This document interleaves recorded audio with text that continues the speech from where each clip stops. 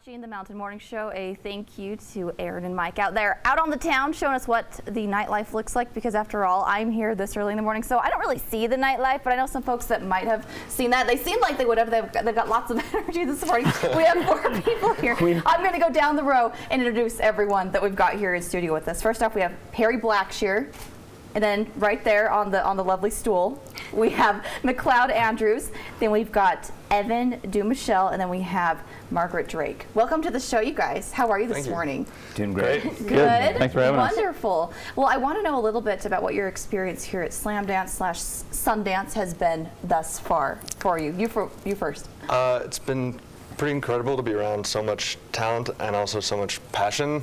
It's nice to see all these people, especially at Slamdance. The community is amazing. The audiences are amazing there, and it's great to see so many people making movies just because they love doing it. So it's been pretty inspiring. Excellent. Yeah. Well, Evan, share with us a little bit about what you've loved so much so far about being here. How long have you been here in Park City, actually? So we showed up on Friday. Friday. Okay. So you're in day 3. Say it again? Day 3, yeah, right? Absolutely. Yeah, a full day? Yeah. We have a Slamdance advent calendar. Yeah. I mean, honestly, mostly I'm just really making really good friends. I mean, I know that sounds like summer camp, but it's true. It's like everybody's really cool at Slamdance. That's a good way to describe it. It does kind of feel like summer camp, I guess you could say. We're like teenagers again. This is awesome. I love it. Yeah. Well, let's talk about the film. Let's have McLeod. Do you want to set us up for the film? Sure. Give us a brief overview of what it is. Yeah. Did I catch you off guard? No. It's essentially a like heartfelt indie drama, kind of wrapped up in a psychological thriller / horror shell. It's about friendship, loyalty, trust, and essentially, I guess the A line of the film is a guy who's suspecting that everybody around him and those closest to him are turning into like shapeshifters, being inhabited by evil beings. But he's not entirely sure of that fact, and so essentially that would make his a rather difficult situation for any of us. Exactly. I would think so. Yeah. I would hope you would be worried. So then the debate for my character Wyatt is whether or not to protect his best friend from himself or from these evil beings that are inhabiting the people. Man. Or so he thinks. Okay, and then we've also got Margaret. Tell me about your role.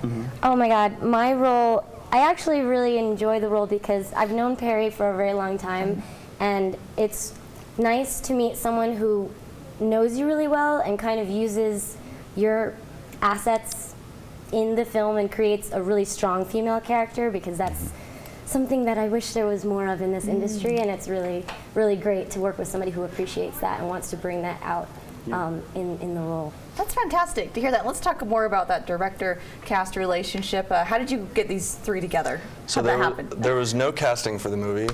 These guys are all old friends, and I actually bought a plane ticket for them to come over from LA before I wrote a script.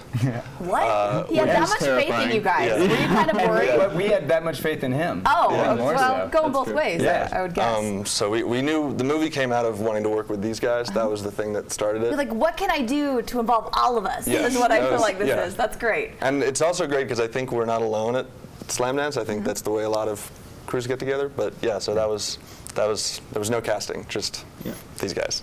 Just these guys, that's all I got. And it seemed to have worked quite well having you be here at Slamdance. Tell me more about your role in the film, and what were some of the challenges, of course, dealing with friends, and I don't mean that in a bad way, but obviously you have those relationships that go way back. Did that influence anything about, you're laughing here, McLeod. Right. No, you can go. No, you Okay. should, because you came up with that. Was just the Constitution came to mind. Oh yeah.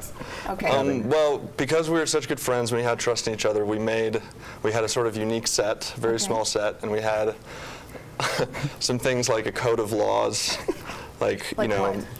Well, some of the silliest ones were if one person gets really cranky because they're hungry, the other 2 people, if both of the 2 other people say you have to eat, then they have to stop what they're doing and eat.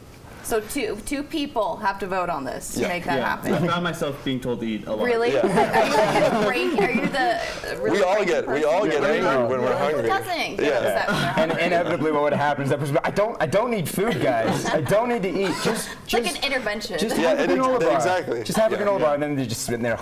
And all of a sudden they're No, okay. it was Yeah. kale was chips. Julia. Always. Kale chips. I don't know why I refuse to eat them, but these guys. We have ate the very kale healthy. chips. We tried They're to. nutritious and good for you. I mean, I don't know why you wouldn't want them. Oh, that's fantastic. It was a great set. Oh, good. Well, I'm glad to hear that. Obviously, you're still friends after the fact, so this means that things kind of worked out quite well. Let's talk more about these character relationships and what you guys enjoy most about stepping into a new role. Evan, what are your thoughts on that? I mean, I don't know. I mean, in this case, I felt really lucky just to have these people around me. I mean, McLeod and I have been friends for a long time, but we don't get to act together a lot. And so stepping into this role was really like getting to be reactive. I could just trust him and be next to him and be like, oh my God, this is amazing. And with Margaret, I've never worked with her before in my life, so working with her was like a whole new thing. And she's very physical, and she's, I don't know if she'll say this, but she's a black belt in judo. No, I'm a brown belt. Brown belt. I'm sorry. I'm sorry. Regardless, she managed to kick both of our butts in the movie, and so I was able to react by, getting the wind knocked out of me, which was awesome. What? We do have a demonstration stage. Oh, good. I don't want anybody stand to up for us, please. We're not Show us some moves. prepared enough. I'd like to see you take out Evan. Yes. Cloud's on my side. You can judo me. Yes, that's a good. There we go. Okay. Oh, Thank you so much for saying that. She just judoed your question. She kind of did. Wow. Wow. Okay, well, we're going to take a quick break and go to the trailer so that I can, contain my, or you guys can contain yourselves because we're Right. going to be talking more in just a moment. Cool. Here's the trailer for the film They Look Like People.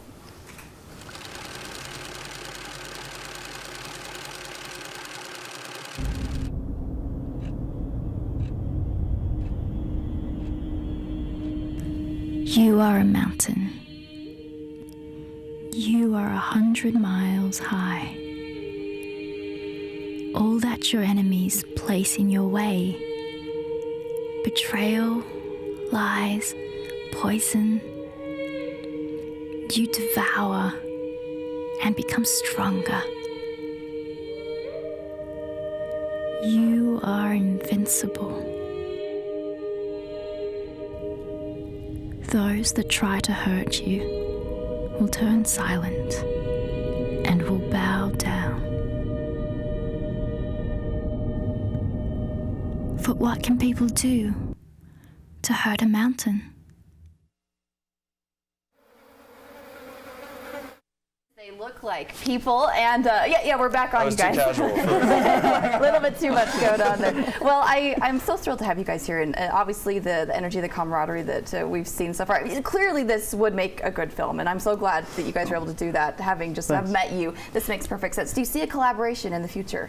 Yes. Yes, in the works already. Yes. Oh, really? Yeah, we hope. Any details? This Oh. guy needs to get married first. But Yes. Yeah. What does that have to do with you putting another film together? May the 24th. wedding, Oh, the wedding has to be over. So Yeah. you just Yeah. be over that. Because we're chomping at the bit a little bit. Oh, we're like, Ideally, come I on. won't Skype in for my vows. I'll be there. And Oh, okay.